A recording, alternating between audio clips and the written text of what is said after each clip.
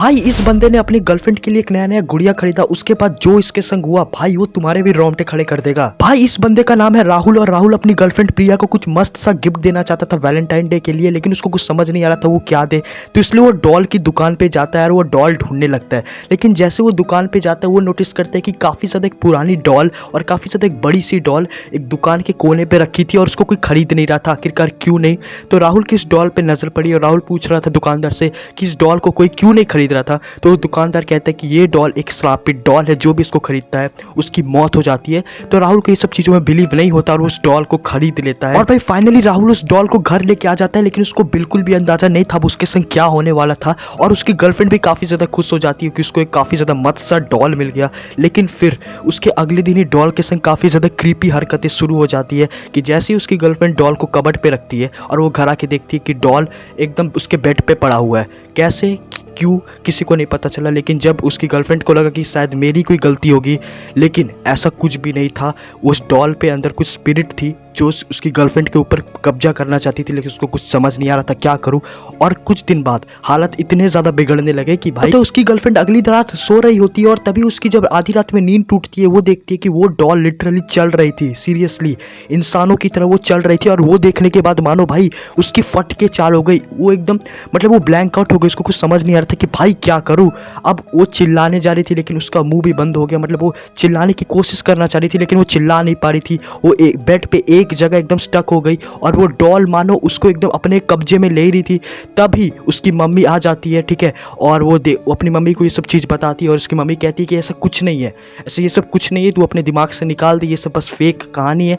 लेकिन उसकी मम्मी को भी नहीं पता था अगले क्या होने वाला था। उसके बाद क्या होता है कि वो अब उसकी गर्लफ्रेंड को समझ आ जाता है कि ये डॉल पे कुछ ना कुछ स्पिरिट है और वो राहुल को कॉल करके ये सब चीज़ बताती है। और राहुल जब ये सुनता है वो कहता है कि भाई व्हाट, ऐसा कैसे भाई? और भाई मानो ये सब सुनने के बाद राहुल को एकदम स्टार्टिंग में बिलीव नहीं होता कि भाई ये सब कैसे, इसके बारे में मैंने सुना नहीं। और फिर अचानक उसको दिमाग पे स्ट्राइक करता है कि भाई उस दुकानदार ने मेरे को वार्निंग दिया था लेकिन मैंने नहीं सुना। अब उसको अपनी गलती की रियलाइज़ हो गई थी लेकिन तब तक बहुत ज़्यादा देर हो गई थी। और फिर वो दुकानदार के पास जाता है, उसको ये सब चीज़ बताता है और उससे वो बैक स्टोरी पूछता है कि आखिरकार इस डॉल की बैक स्टोरी क्या है। और उसके बाद जो दुकानदार उसको स्टोरी बताता है ना भाई, वो सुनने के बाद भाई मेरे गांठ फट के चार हो गए। भाई सही बता रहा हूँ, भाई सही बता रहा हूँ।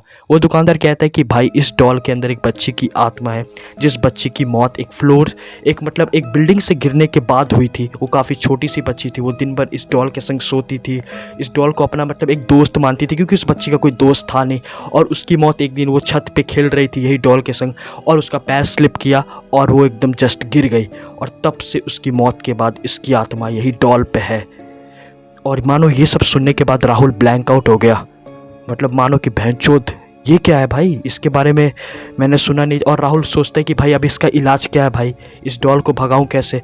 तो वो कहता है दुकानदार कि अगर तुम इस डॉल को भगा भी दोगे ये जैसे ना तैसे करके तुम्हारे पास आ ही जाएगी। मैंने तुम्हें वार्निंग दिया था लेकिन तुमने नहीं सुना। फाइनली वो दुकानदार राहुल को ये सारी अपनी बात बताता है कि कैसे वो उस आत्मा से छुटकारा पा सकता है, कैसे वो आत्मा को मुक्ति मिल जाएगी तो उसकी जान बच जा सकती है। लेकिन ये काफ़ी ज़्यादा डेंजरस हो सकता है, इसमें उसकी भी जान चली जा सकती थी। लेकिन फिर भी राहुल कहता है कि ओके मैं इसके लिए तैयार हूँ, आप मेरे को जल्दी जल्दी बताओ क्या करना है। तो वो बोलता है कि ठीक है भाई। फाइनली ये सब हो जाने के बाद राहुल जाता है एक पंडित के पास, उसको अपनी सिचुएशन बताता है कि कैसी कैसी सिचुएशन है और पंडित ये सब समझ के कहता है कि ठीक है। और वो अगले दिन राहुल के घर जाता है और उसकी जो गर्लफ्रेंड है वो उस डॉल को लेके आती है और उसको घर के बीचों बीच बैठाती है और कुछ ब्लैक मैजिक टाइप का कुछ ना कुछ नियम धर्म कराती है जिसकी वजह से उस सोल को मुक्ति मिल जाए। लेकिन ये चीज़ काफ़ी ज़्यादा डेंजरस हो रही थी, वो सोल उन तीनों पे एकदम हावी हो रहा था, मतलब तीनों को अटैक कर रहा था, ये कर रहा था। बहुत मुश्किल के बाद फाइनली उस सोल को मुक्ति मिल जाती है और फाइनली उसकी गर्लफ्रेंड और उन लोग की जान बच जाती है। लेकिन बहुत टाइम लग जाता है ये सब चीज़ होने में, लेकिन फाइनली हो जाता है।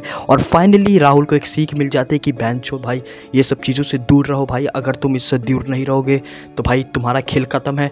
और उस डॉल को उसकी गर्लफ्रेंड बाहर फेंक देती है। सो हेलो, आई होप तुम लोग को वीडियो पसंद आया होगा। अगर पसंद आया तो लाइक मारना, सब्सक्राइब करना, उस बेल आइकन को प्रेस करना। और बाय द वे मैंने एक शॉर्ट्स का एक न्यू चैनल खोला है, मैं लिंक डिस्क्रिप्शन में दे दूंगा भाई, उसको भी जाके सब्सक्राइब कर लेना ताकि भाई मेरे को भी कुछ ज़्यादा अच्छे सब्सक्राइबर मिल जाए, व्यूज़ मिल जाए। ऑफकोर्स बहनचोद इसीलिए खोला हूँ यार, और क्यों खोलता। तो मिलता हूँ मैं तुम लोग से अगली वीडियो में, बाय बाय।